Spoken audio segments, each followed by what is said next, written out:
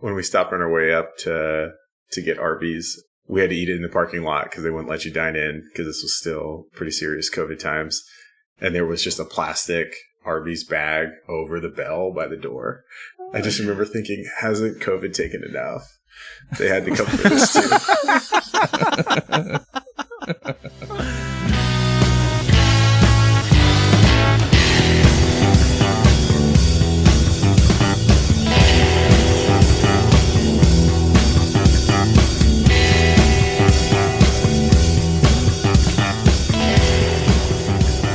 Hello, everyone, and welcome to a very special bonus episode of 1001 Album Complaints. For our listeners who are used to us complaining about albums and ripping them apart, we're actually going to switch things up today and instead talk about some brand new music from The Chop. That's right, The Chop is releasing a phenomenal new hard rock album called Ghostbeef. My name is Adam. Thank you for joining us. And right off the bat, like we do in every episode, we're going to drop some of this album here. This is a clip of a song called The Legend of John Arby.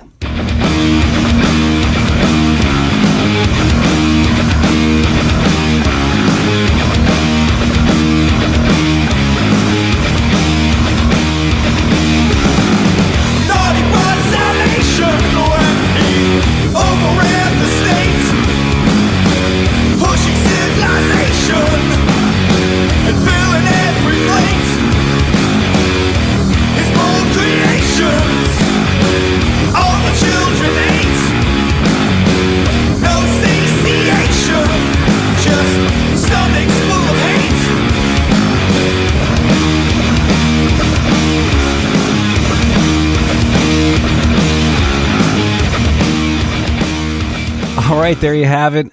Totally rocks. So one of the perks of knowing these guys is that I've gotten an advanced copy of the album that I've been listening to all week, and I'm very excited to introduce the band behind the music here in the studio with me today. We've got Rob Cassis, Tom Monahan, and Scott Castillo. Gentlemen, welcome. Thank you very much, Adam. Thanks, Adam. Thanks for having us. Yes, very excited. So now first, I gotta ask, what about 2022 made it the right time to tell the story of John Arby? You know, it's funny. In preparation for this, was going back looking at some of the old files that I had saved of original demos for some of these. And the earliest one I could find was actually from October 15th of 2016. It was first demo that I was able to find. We had worked a couple of songs doing various weird writing prompts, and I'd always had it in my head that, first of all, Arby's is amazing and delicious, but also super metal. And like, fast food in and of itself is probably the most metal thing that you can think of. It is terrible for the people who eat it. It is terrible for the animals that are processed to create the food. It is terrible for the people that work there. It's bad for everything. It's bad for the environment. It's bad for the economy. It just ruins everything that it touches. Dude, that is so metal. It's brutal is how you put it. Yeah. Well, right. And it is brutal because that, like, honestly, this concept of you're just taking all of these living beings and just parting them out and processing them into these gray loaves of deliciousness is pretty disturbing when you think about it on an industrial scale. All right, let's imagine a world in where you're living under this regime. You're living under the yoke of this universe where everything is being commodified like that, and everything is being chopped up and parted out to make a product. And it got pretty. As I said, it was pretty metal. And then, hey, that seems like a pretty good prompt for writing. And Rob, being the gamesman that he is, was immediately like, "That sounds like an amazing prompt." And he had 2 songs in like 3 days or something like that. That is fantastic. Yeah. I'll jump in here. So as Tom mentioned, we have been working on this for a while. And I just, in addition to what Tom said, I just want to mention, you hear a lot, even in school and in the media about John Arby, the founding father and the statesman, but you don't hear that much about his second career as a despot who ruled the land with a meaty fist. So we felt like that was really important to tell that story. Yeah, you see his name on all the hospital wings, all the philanthropy. Arby's Right. has got that well-known college scholarship fund that they're just, sending underprivileged youth to higher education, all in the name of this guy, John Arby, that is lauded as this kind of saint. We wanted to show you the dark side of John Pull back Arby. the sheets, man. Pull back the sheets. I remember hearing the stories as a kid, but, once you really dive into, it's like folks say, winners write history. So getting, peeling back the bun a bit, you really get to know what was going on. A very delicious history, if I do say. Which, if I may say, makes this not just great work, but important work. Yes. Completely agree. So listen, I know we're breaking with our format here today. We're all kind of flying a little by the seat of our pants, but the goal, I think, is the record just came out on Tuesday, and we want you to listen to it and enjoy it and hear this story, of course. But we wanted to go and tell you about the process of how we did it, let you know, kind of expose ourselves, frankly, make ourselves a little bit vulnerable, since we normally every week on this podcast talk a lot of shit. I was gonna say, yeah, Rob, you're right. We tear a lot of albums apart, so Yes. we get to see firsthand a lot of the decisions that we question in other albums. Of we get course. to see your thought process behind the decisions you guys made. Of course, and let me just, if it's not clear already from listening to our normal podcast episodes, we all have the utmost respect for all recording artists. It is not an easy task to write good songs, to arrange good songs, to produce good material. It truly is not. And if you go through this process as we have now many times, you really know that. So we get it, but I wanted to say that, one of the reasons I responded to this prompt, other than the story itself, was just that I've always liked heavier music, like The Sword and Deep Purple and Black Sabbath, but it wasn't really a style. Maybe I won't speak for everybody. It wasn't a style I had played in before. So we just set out to really write something that rocked as hard as humanly possible, and I'm really satisfied with the result, and I think you can hear that on the tape. Did you guys deliberately get into a metal or a hard rock mindset for a specific amount of time, or did you really immerse yourself in that, or did you really just draw from stuff that you had already known, or did you go delve a little bit more? Like I know for myself, right? Iron Maiden, somebody that I've heard of my entire life, and I didn't really actually look into them until this podcast.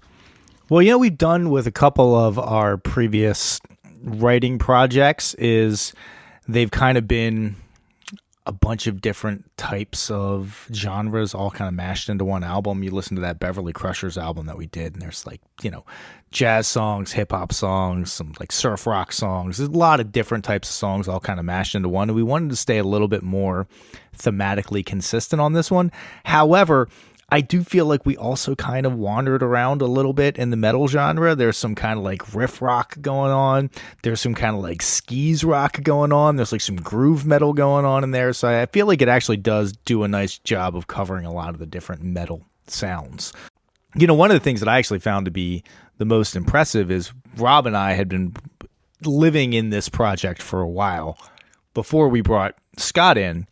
And Scott, correct me if I'm wrong, but you were sort of not into metal kind of at all, right? I did like some metal. I definitely expanded my palette a bit as I started getting more into this process with you guys and just trying to look for newer bands. Cause I think similar to some of the stuff that Rob was talking about, most of my reference points were over 25 years old. I think probably the most recent, what could be conveyed as hard rock band I had listened to was Rage Against the Machine, which hadn't put out an album in years. I also hadn't played drums in over 10 years before we started talking about music stuff one day, and then you guys kind of talked me into coming and jamming, and then it evolved into this thing. Well, you signed on because you realized, again, how important this story Yeah, I knew the work needed to be revolutionary done. was. Sacrifices had to be made around the table. Yeah. I was going to say, that's how me and Tom like him, rusty and impressionable. So we can get him, I'm just mold envisioning him. Scott walking into his basement and pulling the sheet off the drums, and the dust settles, came. and they're shining, and I had to blow off all the cobwebs. Right. But yeah, I did end up getting back into, I actually liked metal and harder rock when I was younger. And then I ended up getting into a lot of more recent bands, which has actually been really nice. I think there's some cool stuff happening in that scene. Yeah, well, yeah, definitely for me, I listened to a bunch more stuff very purposefully to try to get some vibe. I had a bass line in a lot of that 70s metal and of course in some of the stuff that was happening in the 90s. But when I was really trying to think about the guitar styles, I did go and learn more of the Tony Iommi solos and listen to more stuff like Iron Maiden and definitely, like I said, The Sword, and just tried to take, Judas Priest, tried to take it a kind of expansive view, Wolf Mother, etc. And you learn as many of those licks and those little solo parts as I could and try to incorporate that into my practice to sound better on the record. For listeners of the podcast, we'll appreciate that.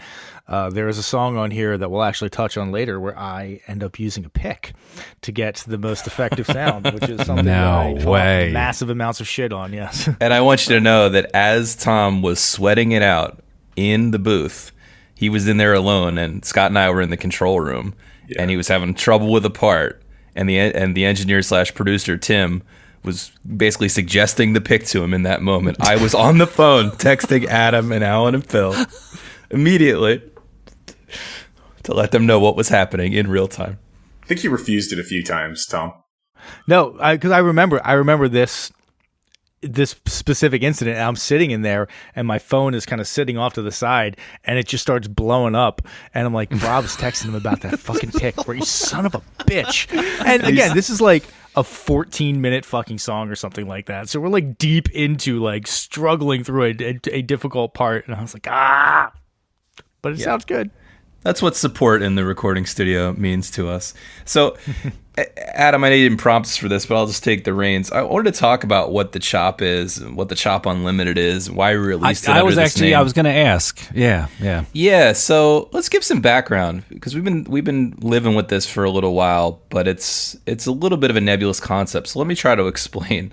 So the Chop was a band that Tom and Phil and I, and even sometimes podcast guest James, were in back in our late 20s in the San Francisco area. We played a ton of shows around the West Coast. We ended up releasing a record.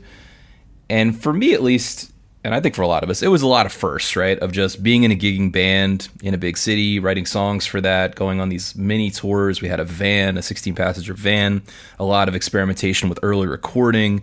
First with a crappy home tape machine, which I know we've referenced on this podcast, the Tascam, and later at a sort of recording college where they gave us free recording time, but we had to record literally in the middle of the night. And so it was just a lot of fun. We were all great friends. And we always believed in the name. We believed in the brand of it. It was more kind of than a band. It was, in my mind, and I think in everyone's mind, just about old friends having fun, making each other laugh through the lens of being in a band. And so then flash forward, that band broke up, but then flash forward to many years, several years later, it came time Phil and Alan, our other podcast hosts who aren't here right now, were going to release their first record as their East Coast gigging band Mega, and they wanted to release a vinyl, so we chose the Chop Unlimited as the label, kind of leveraging that name and that band. And then came the Beverly Crushers Sick Bay release. We kept it going. So it's kind of a record label at this point, and in addition to being a defunct band. Then we started this podcast, 1001 Album Complaints, and we needed a production company, and lo and behold, we chose the Chop Unlimited. So it all happened fairly organically, and now we're in this position where we just decided to keep building out this channel. Tom and I, and really all our friends, we hope to get Adam out of retirement one of these days, even out of musical retirement, that is, and record with us and put more things out. We have a lot of ideas for other music we want to record, concept albums we want to make of different various genres and things like that. And it just makes sense for us to do it through a consolidated channel of creativity. We plan to make a lot more music, and we now have plans, reaching into 2023 and beyond, where you're going to see a lot more cool stuff coming. Awesome. So I do want to I want to get back to something that Tom had mentioned. So Tom, you had said that you recently discovered kind of the first draft of this Arby's concept in, was it 2014, 2016? Yeah. 2016. So how did you get from there to here? So when did you pick this back up, and what what was the writing process Well, hold like? on. Did you guys? Can we go back one more step, which is that Tom has been obsessed with the Arby's Corporation for as long as I have known him. That is true. Yes, I love Arby's. To the point where when we were driving around these Western United States in that 16-passenger van, and anytime Tom was driving, he would somehow sense where the exit on the freeway with the Arby's was without seeing a sign. It was sort of a sixth sense. It was the Arbdar. It was dubbed the Arbdar. Yes. And Tom was very consistent about it. He made us go there morning, noon, and night for meals. Oh my! This is pre-smartphone days, so I was not. How did you looking it up. survive? My God! Oh, and the smells coming out of that van were amazing after that. And no lie, Arby's for breakfast was the order of the day if I was driving. Wow! And they do not have a breakfast menu, in case that's not clear. Yes. No breakfast to consume. So 12-hour-old Arby's in a van is. Well, I mean, we weren't waking up before 11, so it's not like. That's okay. Got it. But you know, I've always looked at the Arby's Corporation as being particularly poorly run, in that they have this gigantic menu and people order maybe 3 things off of it. And like, why are you keeping the supply chain going to get your freaking gyro, and your like niçoise salad that you have going on? Like, why are you trying to stock these things? They sell 3 a week. We're talking ocean meat. Ocean meat, right? They have one of the bizarrest marketing campaigns we could think of. Yes, I was just posited that the menu at Arby's exists exclusively for the person who was dragged to Arby's because their friend wanted a roast beef sandwich, and they're like, fine, I guess I'll go. What do they got? Oh, good Lord, give me the fajitas. Like, I don't understand why they don't just, they should in and out it and just be like, we sell roast beef and we have one chicken option and that's it. Shut up. Well, I want to get back to you talking about how you created, I think John Arby was probably the first tracks, probably the demo you're referring to, but I want you to talk about that momentarily. But you originally pitched this concept to me and I was like, yes, we should do that. And we both started writing songs. And it was shortly after that there came an inflection point where you came to me and you just said, Arby's hates children. Yes. Yes. If you had a restaurant and you wanted children to avoid you at all costs, what would you do? You'd put roast beef on the menu. What can we add to that? Horseradish. Yes. Definitely no toys, no playground to speak of. Yes. And I was just like, when Tom said that, first of all, I was dying laughing. And I was like, you're 100% right. And then Tom immediately wrote a song about that. Yep. That was when it all cracked open. That's when the concept expanded. That is that song, Fatted Calves, that I'm sure you all are very familiar with from listening to that album by this point. Yes. Yeah. So talking about the sort of writing process, it's funny. I'm a bass player. Almost exclusively a bass player. I mean, I can play the ukulele. I can play the drums. I'm a terrible guitar player. I actually demoed all of these songs on guitar because I figured that I was by myself. I had 2 young kids at the time. Actually, November of 2016, my second kid was born. And so like I got a very pregnant wife and young kids sleeping in my very small apartment. And I'm in the room at night when they're all sleeping, trying to like write these hard rockin' songs on an unplugged electric bass. And it's like the least rockin' thing ever. So I was like, fuck it. I have to just bust out the guitar. I had like a little clip-on amp for the guitar and I was able to demo some of the songs in guitar. And you can kind of tell that the guitar for John Arby was written by a person who's not a very good guitar player, that because it's not very complicated. But I feel like that's also sort of the secret sauce to riff rock, is that you don't want it to be crazy complicated. You kind of just want like a like it's got to be plotting and forceful. Yeah. Well, don't sell yourself short. I think it's a great riff. I think what you're saying is that it's rhythmically complex versus tonally complex, and I do think that's the key to a lot of this type of music, at least in my opinion. Yeah, I think a lot of this that we pulled from foundationally is, and circling back to the influences thing, it's about basics and having strong fundamentals, and that's what pushes this music forward. It's driving, it's very rhythmically percussive and syncopated, and that's what makes, headbanging a thing, right? And has for years. Yeah, like you don't headbang to Shredders. You headbang to like Right. Nobody's headbanging to Dragon Force. Yeah. Right. Like you turn on old Sabbath and you headbang to that because, Tom, to your point, the riffs are not crazy complicated, but they just grab you and they hold you. And yeah, the riff on this John Arby song is badass. Well, thank you. Much appreciated. We got into the subject matter of, how are we gonna tie all this together? We're trying to construct this world, and clearly the story of John Arby has to be told. So that was the archetypal villain. I was like, we got to tell the story of John Arby and how he's sort of a despot, and we want to tell the beginning of the story from the standpoint of the cows that he's kind of coming in and enslaving. That at first it seems great because like, hey, we got food, we got shelter, this is awesome, and then it's like, wait a second, we're being processed. We have to bow down before his throne and give up our children and our lives to him. Well, it was a concept that I feel like we're gonna, to move us along to the next song here. I feel like it was a concept that Rob actually followed through with very well in the only song from the standpoint of John Arby on the album, which is "The Lord of the Beeflands." I want to get there in a minute, but I want us to let's just talk about literally how we created Legend of John Arby, because this is the kind of stuff I would be interested in if I was listening to another. Forgive me, listeners, but if I was listening to a band talk about this, I'd want to know some of these answers, right? So I remember that being the first song that we worked on as a band. We got together, I think, shortly before the pandemic as a trio, and we started out just jamming and playing some different stuff. And we might have even kicked around this song right away before we really committed to the project.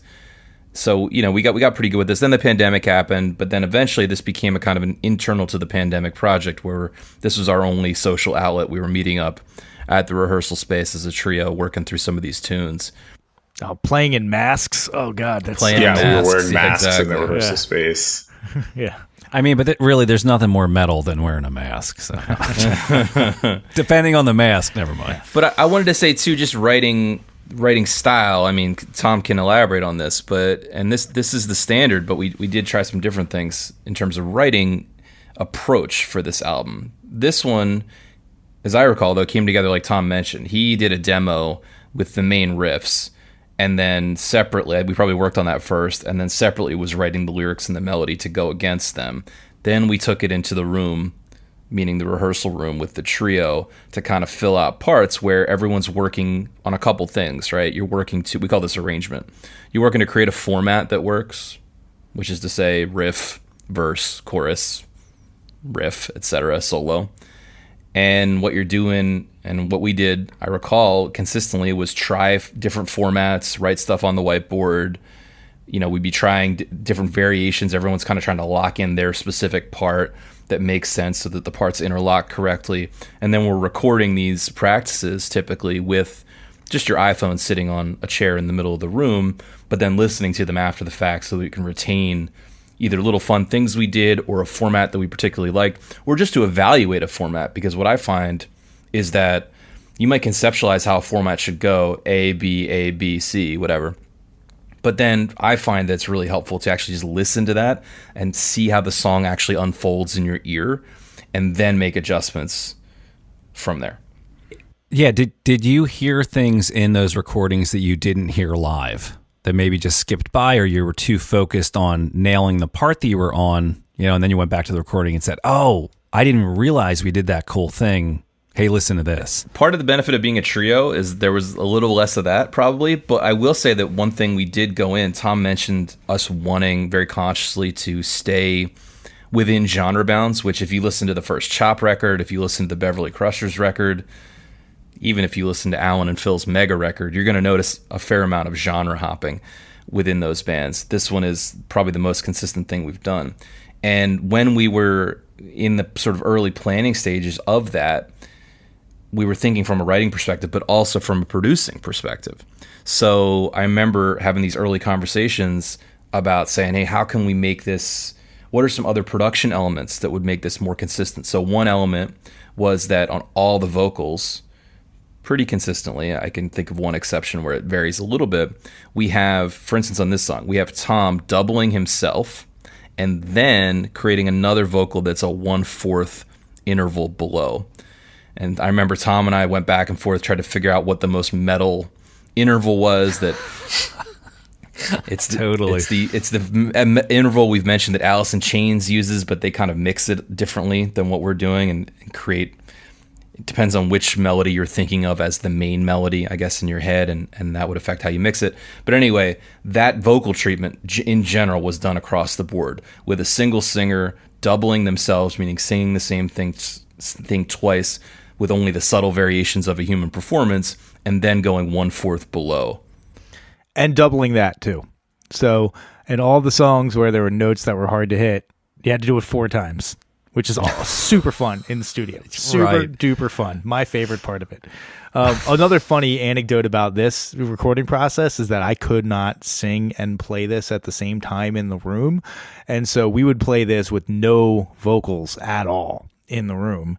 And we just had to sort of know where the beats in the song were. There was no vocal prompts to it. So the first time, I remember coming out of the vocal booth in the recording studio and you guys being like, oh, yeah, those are pretty good lyrics. All right. I've never heard them before. So like, yeah, surprise. It's like, yeah, I had them. They were there. Just, We're trusting you that this doesn't suck. Yeah. Another thing I'll mention. So we were originally scheduled. So we got waylaid on this album a couple times, unfortunately. There's some... This was cursed. This was the curse of John Arby. This is the curse of John Arby. Yeah, I think we were ready originally to go up to the studio in May 2021 with 5 of the 7 tunes, and that got canceled at the last second, unfortunately. Well, even take a step back to the first time that we started playing was right before the pandemic hit, and then we got waylaid. We didn't play again for like a year after that. It's true. That's true. Then we had the recording date set. Very start of COVID hiatus where it was like no seeing anybody. Yep. And then so we ended up rebooking for, I think, October of that year. We went up to this place, Louder Studios. I think we've mentioned it a couple times in the podcast. It's run by a guy called Tim Green. He's a friend at this point. He's a great guy. And this is really his wheelhouse of music. So we knew we'd be in good hands going up there. But it's a situation kind of up in the foothills of the Sierras in Northern California, a couple hours from San Francisco, where you go and you stay on the property. He lives there with his wife, on the top floor of a house, and then the band stays on the bottom floor of a house. So it's like a 70s kind of crash pad situation. There's a couple acres of land, and then there was an RV garage that he converted into a large studio also on the property. So you literally just get up and walk to the studio in the morning. So it's a cool experience in that sense. Can I talk about the curse again? Really quick? Let's talk about the curse. There was a historic rain the 3 nights we were there, and on the 3rd day, the power went out before we could even start tuning. So we lost, approximately 30% of the time that we were going to have to record. Good Lord. Yeah. Well, and we didn't even mention we had to reschedule. We were supposed to be there, and then Scott had a family emergency, and we had to cancel last minute and reschedule for several months in the future. Yeah. And then when we finally get there several months in the future, we only get 2 out of the 3 days because it's flooded. And it took Rob and I 4.5 hours to drive home when it should have taken us 2. It was ridiculous. Yeah, it's kind of out there in the country. Did you guys have to continually relearn and repractice? How tight were these tunes when you guys were going in? Because it sounded like you had a bunch of false starts. I mean, if you give me a song and I wait 6 months before I play it again with a band, I'm going to need a couple run through it. So how did you guys work through that? Well, one of the nice things was that, we did have to kind of relearn the songs that second time. We were originally scheduled to go in. So the way that we tracked this was in phases. And the first phase is to get the trio of us, guitar, bass, and drums, all those takes, that live in the room, put to tape. And call that the bass tracking, BASE. And then we can add on top of it. So luckily, you're right, the first time when the recording session was canceled, we were all practiced up, and you try to, sort of like an Olympic event, you try to sprint up and be just at the right moment, right, for the recording session, and you attempt to do that. So after that got canceled, we took a little break from playing, I remember, and then sprinted up again, whatever it was, 6 months later. That worked out okay. When we got rained out that day, luckily we had gotten all 5 bass tracks done. and we were already into overdubs. So we kind of missed a day of overdubs, and it just delayed the production of the album a little further. And all of this, was he the recording engineer, or was he the producer, or how would you guys define what the guy who helped you out? Did he provide any insight, any recommendations, any suggestions on structure, style, any of that, or was it he was just setting up mics and you guys ran with it? I would say he wasn't like, hey, I think you should make this chorus longer, I think you should do this. But when Rob said, I want to double track guitars, he was like, I know exactly what we need to do. He's like a sound engineer wizard. He was just like, we do this scoop on this guitar amp with this guitar, we do this scoop on this guitar amp with this guitar, play them together, it'll sound like gold. And he was right. It sounded like gold when he started playing those two together. So that's another production. I agree with that assessment. And that's another thing we did consistently on all the tracks, which is, and I cribbed this directly from the ZZ Top Tres Hombres record, and we talked about it on this podcast, Adam, was that rhythm, that kind of rhythm guitar, what you would call the rhythm guitar part is tracked left and right, and you have these very subtle variations. So kind of similar to how we did the lead vocal, which is to say you attempt to play the exact same thing twice, but because you're a human being and there are subtle variations, you get a little interesting, and then you can kind of pan them left and right. But yeah, Tim immediately, first of all, he's a huge ZZ Top fan. I think Led Zeppelin also did this, and other bands I'm sure as well. But yeah, Tim was immediately like, here's exactly how to EQ those two guitars to make that effect kind of what you want it to be, to Tom's point. Can I geek out on gear for a second? Sure.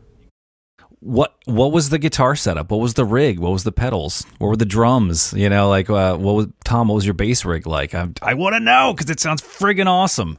I can talk about the bass. I have that Spectre that I've had for the longest time. The Spectre with the 20-year-old Spectre. Yeah, I bought it in 1999. I think it's badass. It's still the nicest bass that I have ever owned and probably will ever own. I had that bad boy running through. The amp that Tim had at his place, I believe, was an old solid state PV head running through this like Sun cabinet in the other room's got a bunch of dirt on it, so you get a little DI going in. So you get a DI signal going in and a recorded off of an amp signal.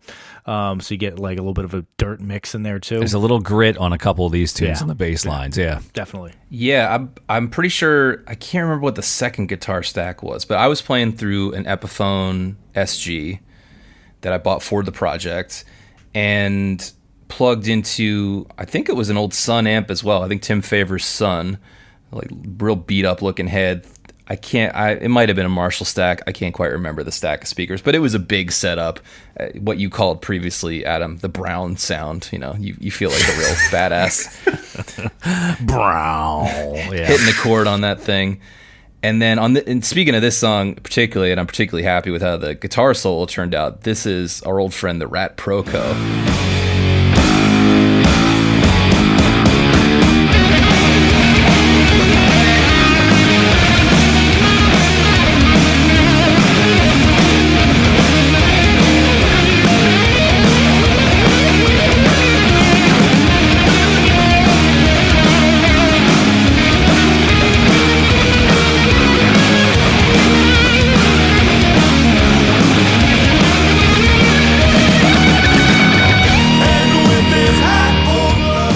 Yes. Oh, that is great. Scott, what did your setup look like? Yeah, for the drums, I used my own kit, which, like I mentioned earlier, was covered in dust, and I had to clean up a lot before bringing it to the studio. And it's a Yamaha Stage Custom. It's an older model, birch shells. And then I actually, for both of the recording sessions, I used like loner snares for the studio. I have, as Tom mentioned, when I was younger and a little bit more practiced, I mostly played like jazz and funk. And so I have like an all maple snare with like maple hoops on it. So I used, I believe at Louder, I used a like Anniversary Gretsch steel over brass snare or something like that. That's, you know, this big beefy, like 7 or 8 inches. And then with Phil, who is actually a drummer, which is great. He had a load of gear, and I used this bell brass snare. I don't remember what brand it was, but it also had like a great ring to it, nice depth, like real fat. And then a mix, mostly bright cymbals though. So that's those like, just those washy crashes that you hear like on this song in the chorus, and just getting it so that it's, all kind of riding throughout. Scott mentioned Phil. It's a name that we haven't brought up before in this context, because he's not talking about the Phil that we're friends with that is a friend of the podcast. He's talking about the Phil that was at the other recording studio that we had to go to because, 5 days before we were going to go to Louder, there was an emergency and Louder had to cancel on us, and we had to find another studio space in the city last minute. And Rob was going to be out of town, like out of the country. Yeah, we had a 2 days after we were supposed to go. So, yeah. Tight timeline to turn that around.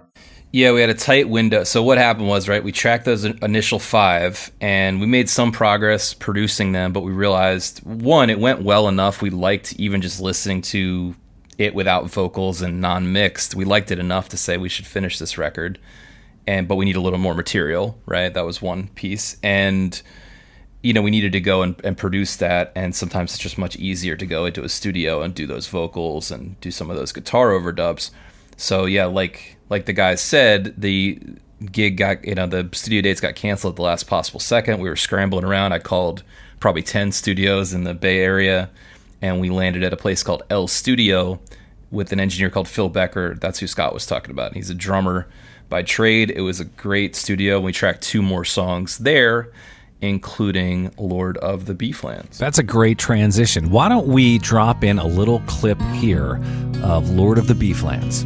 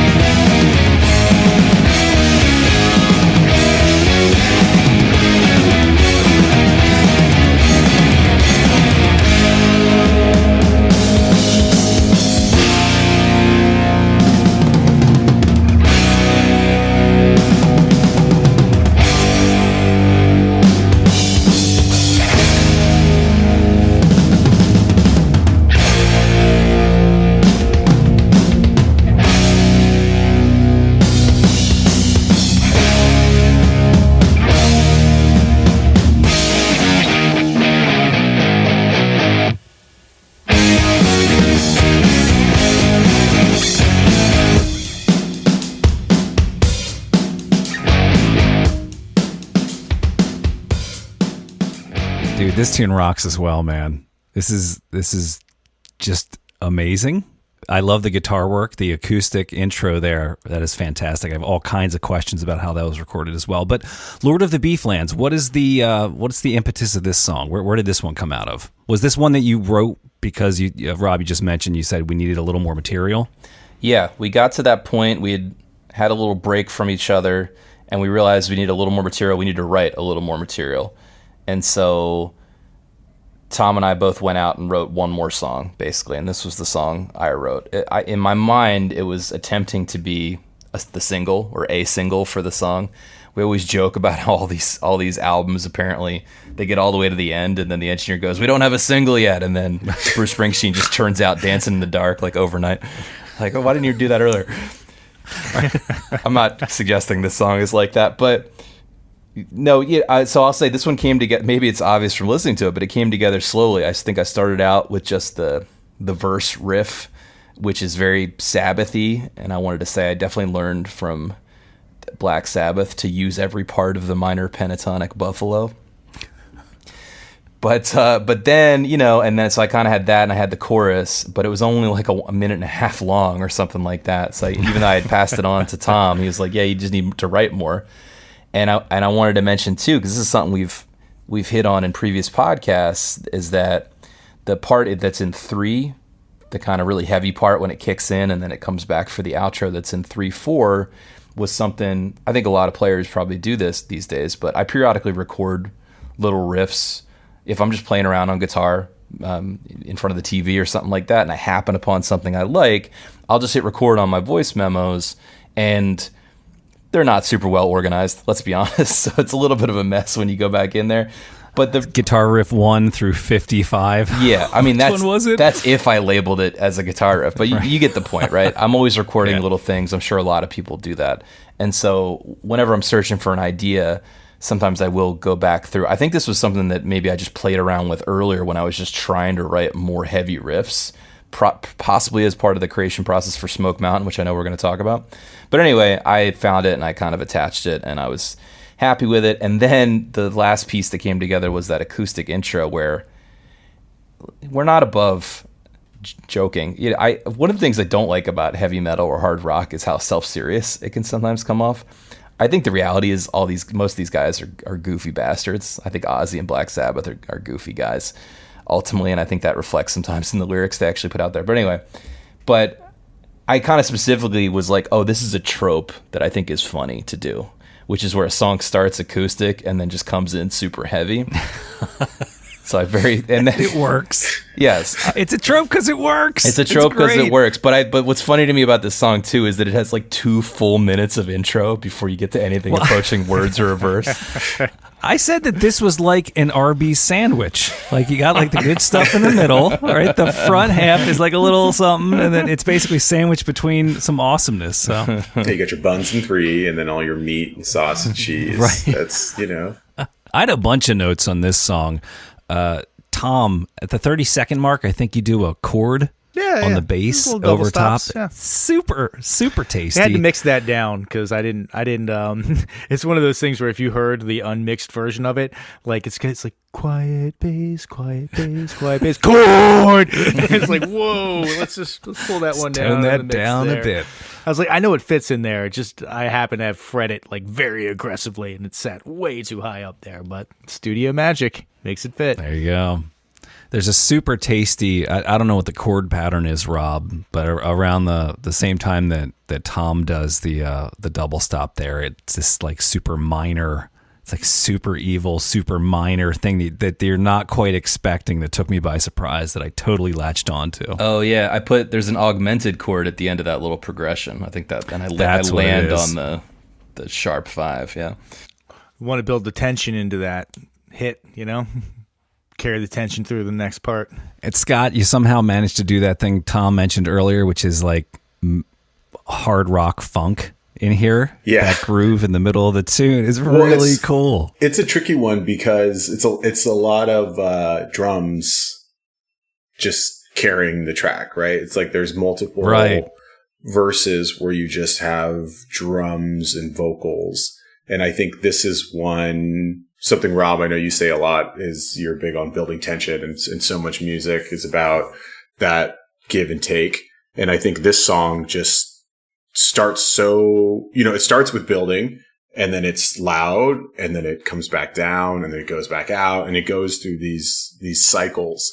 So I think having something that's really rhythmically driving, a little funky, that you can still, you're not headbanging, but you're grooving, and then that brings you to the like lot heavier once everything drops in. And I like the dichotomy too of it's kind of funky, but the hits are super straight. Da-na-na. Like they are right on the money, while the drums are a little in the pocket, which is a very cool effect there. Yeah. Speaking of cool effects, one of the things I do want to touch on, I want to throw a little bit of credit to engineer Phil here, is that those backup vocals that we have where we're singing the Lord of the Beeflands, he had created this microphone where it's like a mannequin head, and the microphones are sit in where the ears are on either side of the mannequin head, and so you sing at the mannequin head. And I've never experienced a better stereo imaging of a sound than I have with that microphone. It sounded crazy. Like you could tell where people were standing in the room when we did like the first track of just the 3 of us, because there's a bunch of tracks layered on top of it. But if you were to isolate just one of those group vocal tracks and listen to it, you can tell who was standing on the left, who was standing on the right, who was standing in front of it. It was crazy. It was really awesome.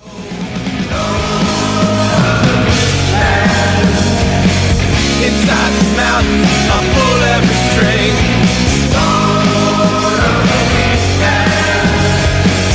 I keep on waiting, but the bell never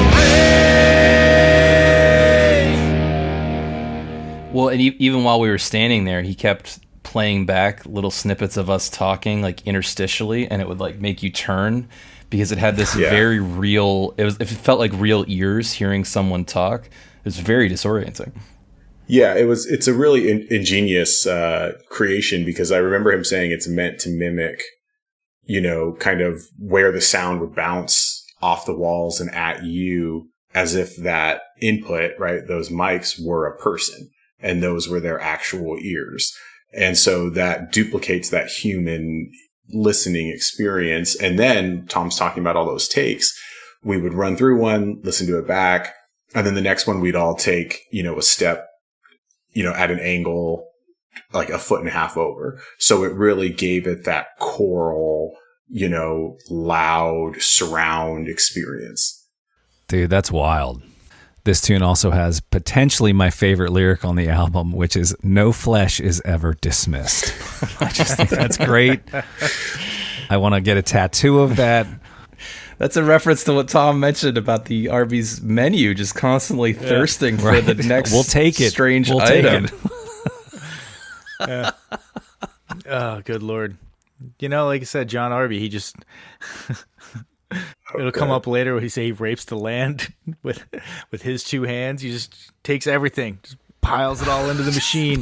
It's like a big grinder. He's just shoving it, or a big slicer, I guess, more accurate. He's just shoving it all on the top, slicing off the meaty goodness. Despite the curse, before both visits to the studios, we did start with a nice family meal of Arby's. You'd have to. You'd absolutely have to. Yeah. And I think that's worth mentioning on here. You can kind of, if you get real close to the speaker, you can probably smell some of it coming through on the vocal, off the vocal track. You need to disinfect all vocal mics after the session.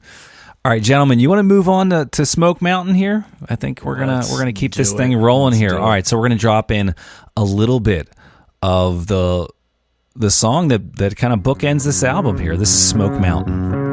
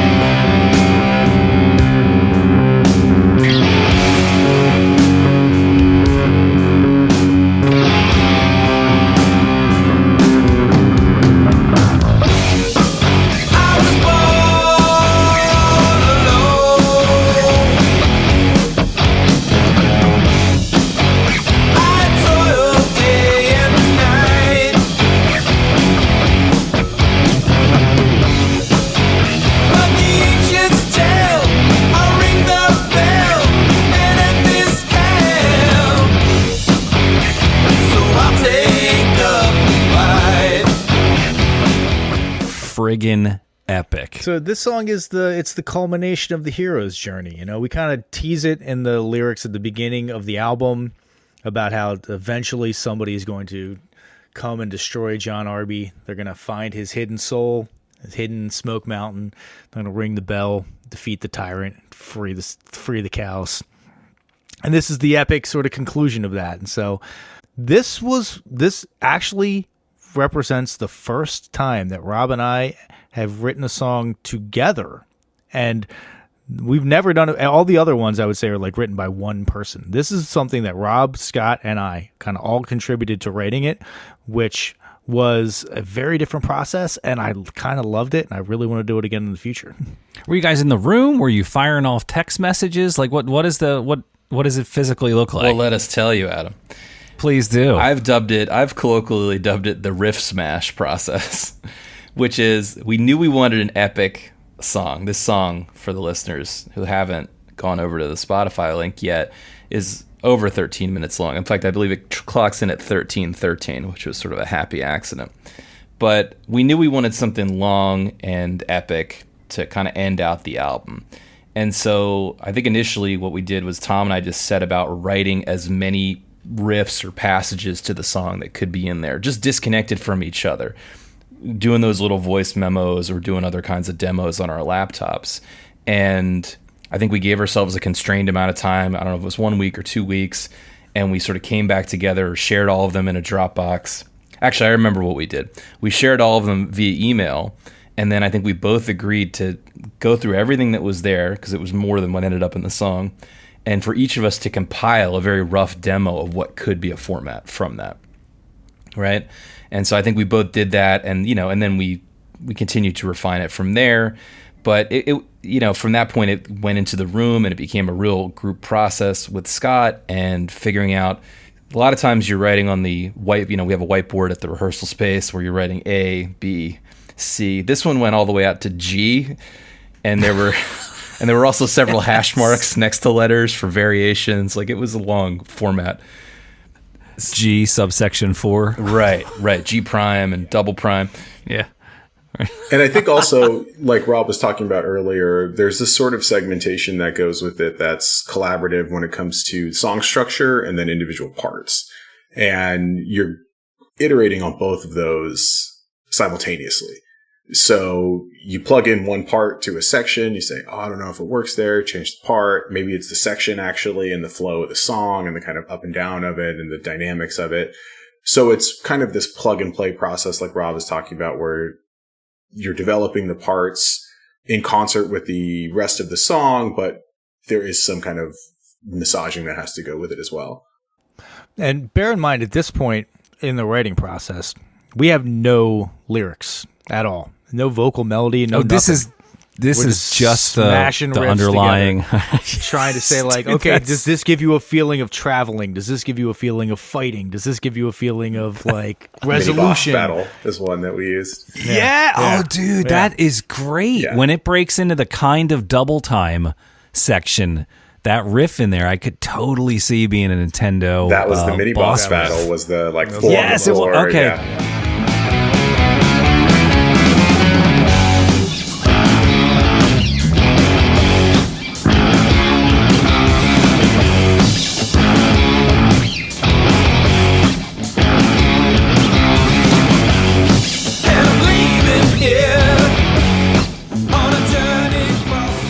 Man, very and cool. At one point, Scott's just like, we have to have a part where there's just a bunch of people chanting "Keepers of the Beef, Keepers of the Beef." Like, well, of course we need that part, right? Like, who did the lowest vocal on that, by the way? That was friend of the podcast, James.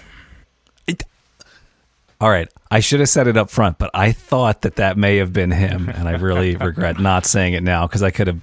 Anyway, you know what happened is that Tom and I have learned this through the years, is that, and I think we did get Scott on the tape, but he's not really that used to being a singer. It's not that it's a challenging part, but we couldn't really hear him too much. You can mostly hear Tom and myself, and frankly mostly me, because I am the loudest just by nature. But what we realized is that when you want a gang vocal, 2 does not make a gang. You need a minimum of 3 people. And so that was actually one of the last, probably maybe the final overdub we did. This is after I've been here in Thailand, and we did a bunch of work actually after these studio sessions, we should say, just on our laptops, or at least a reasonable amount. Anyway, but we sent it to our friend James, who helped us out with that baritone. That's awesome. So the what did mixing look like on this? Did you guys mix the songs as they finished, or did you have them in a 90% state and then go through and mix everything at the end so you get consistency? How did that work? Yeah, good question. So we labored over our own demos. They were unmixed in the sense that they were not in any way EQ'd, balanced, or run through any particular sound plugins, simply because we don't know how to do any of that on our own, or not very well anyway. Somewhat volume control. But really what that was about was us making sure that we agreed on where parts came in and out. So I think we talked about this on even a very recent podcast, Adam, of you might play your guitar through an entire section, but then we only ended up leaving a little piece of it. And so we made a lot of those decisions by passing these demos back and forth to each other, and then we handed that to Tim Green to mix it. And he did, we gave him some revisions, of course, but he did an excellent job right off the bat, just because he knows what this music is intended to sound like. He did record a lot of it. And so I think at that point, it kind of gets almost to 90% right away. I will say there have been projects in the past that we've worked on where it sounds kind of wrong. Then you send it to mixing, and you're like, oh, it's going to get fixed in the mix. And it doesn't. And then it comes back, and you're like, it still sounds kind of wrong. But I guess it's just wrong. This is one of the ones where I was like, it sounds good, but it doesn't sound great. Like, it sounds a little off. And then the mixing made everything sit so much better. I was like, oh, it took a huge step forward, just getting things to their appropriate levels. Because again, you talk about there's minimum of 4 voices singing every lead vocal line. Like, there's minimum of 2 guitars. You got drum overdubs in there. You have other guitar overdubs in there. You got background vocals in there. There's a lot of stuff that was fighting for real estate in your ear, and Tim did a great job of making all that sit very appropriately. I wanted to mention, too, because you mentioned that when we were working out the arrangement for the song, and actually even after we recorded it, we didn't have any melodies or lyrics. That has a pro and a con to it. I think the only melody we had was my guitar melody at the very end, which is definitely inspired by Nintendo music.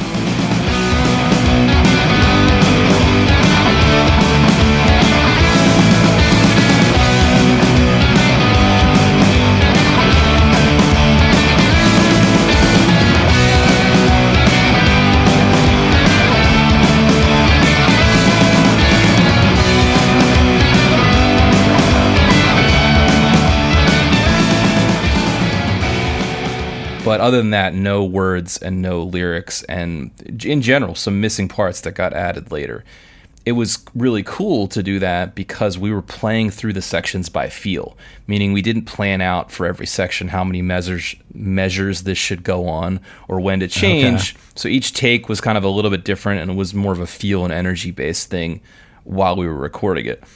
The con to that approach, of course, is that then we put ourselves in a box where we had to write lyrics and melodies that fit in those boxes to kind of move the song forward. For instance, in that 4 on the floor part we've just referenced, it sort of has a weird number of bars for a normal verse. We made it work, I think, but it has a weird number of bars where the verse melody kind of has to go A, A, B, just because of the number of bars that were sitting in that section when we got to it.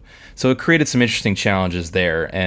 But I think overall I'm really happy with how this process came together. I think I would probably add more melodies earlier in the process if I was doing it again, but I do, because I don't love being in that position of being boxed in.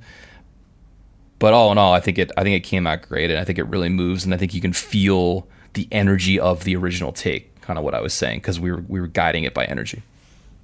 Yeah.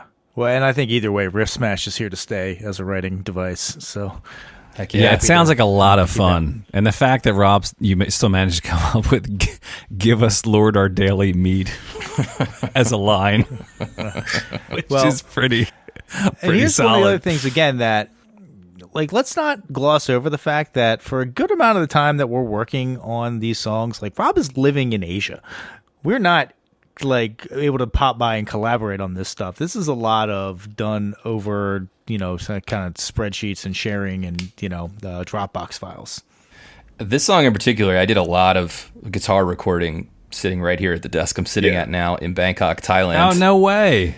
on my laptop using a rig. You know, we did the trio, of course, together, but after that, I think a lot of the guitar work, I did the solo in the studio also. But after that, a lot of the little extra parts, the little harmonies were all just done through an amp modeler on my laptop. All right, so fittingly, as we're going to start rounding out this this interview here, I gotta know: is it a gong? Is it a bell? What is the last sound on the last track here? I don't know. It sounds like a bell. Was there a bell in the studio? Was that organic? No. I had to find a church bell sound. I needed a big bell sound to Yes. get the, because honestly, it's the weirdest damn thing. Why does Arby's ask you to ring a bell for good service when you leave? I don't understand why that's like a thing in so many Arby's. It's weird, but I was like, that's it. That's how you kill them. I do remember when we stopped on our way up to Tim's to get Arby's, and we had to eat it in the parking lot because they wouldn't let you dine in because this was still pretty serious COVID times. And there was just a plastic Arby's bag over the bell by the door. Yes, you couldn't ring the bell. Couldn't ring the bell and indicate you had great customer service. And I just remember thinking, hasn't COVID taken enough? They had to come for this too. I also love the idea that a plastic bag is going to stop the bell from functioning as well. It was the most pathetic, saddest thing I'd seen in a fast food restaurant. And in years. And then, smash cut to us eating $40 worth of roast beef off the trunk of a car in a parking lot outside of Sacramento. And I think you might have gotten a little bit sadder. All right, Rob, what can people do to support loud local music like yourselves? Sure. Or I'll say international at this point, not even local. Right. Recorded on multiple continents, guys. Yeah, man. So, listen, first of all, thanks for even listening this far. The best thing you can do is listen to this record on streaming. It's on Spotify. It's everywhere as of October 24th. Or rock one of the playlists we have, which are linked in the notes to this episode. That'll really help us get the word out. Of course, pass it to a friend, tell them about the podcast, tell them about the record. All of it flows together in case you're not getting that picture. We are printing up a gold-colored vinyl, and we have other cool t-shirts and merch if you want to check that stuff out. And be sure to follow the band and the podcast on Instagram. Follow us on Spotify. On the Instagram account, we're posting clips of the podcast every week, and we'll post more stuff from the studio and from our process here. So thank you. Cool. All right, Rob, so what is next for the CHOP Unlimited, for the CHOP Consortium, for this CHOP musical collective? Big plans, Adam. Well, like I said, the long-term plan is to get one Adam out of musical retirement to come back to the studio. Possibly, I might have to jump on this riff smashing or whatever you guys called it. Yeah. Right. So maybe that'll happen in 2023, maybe not. No, we're still trying to figure out exactly what we're going to work on next. But suffice to say, we're dedicated to. We have a few different projects on the fire. One is a sequel to the Beverly Crushers album, Sick Bay. Tom and I have already sketched or really written a lot of the songs from that, and you might recognize a track from Sick Bay as our podcast's opening music. Another one is a project that almost all of us from the podcast to work together, save Adam. Again, goal to get Adam out of musical retirement, but Tom's on this, Phil's on this, Alan's on this, and I'm on it. Tentatively called Stay Puffed, where the writing prompt was Ghostbusters Soul. We already did about 5 of those tunes, and I'd like to finish that album off. I think we have a good plan to get that done sometime relatively soon. So we'll see what comes next, or maybe some unnamed P-Funk polyrhythmic jam project with the 3 of us on this call. Unclear. I'm coming back to the States. The sky's the limit. Basically, just stay tuned. Stay tuned to the CHOP channel if you want more weird stuff, more weird music, more weird people talking about music. It's all coming from there. All right. Well, listener, thank you guys for hanging on. Thank you for the support. Gentlemen, thank you for staying on the line. All right, that's going to do it for us, folks, for 1001 Album Complaints. I'm Adam. I'm Rob. I'm Tom. And I'm Scott. Boosh.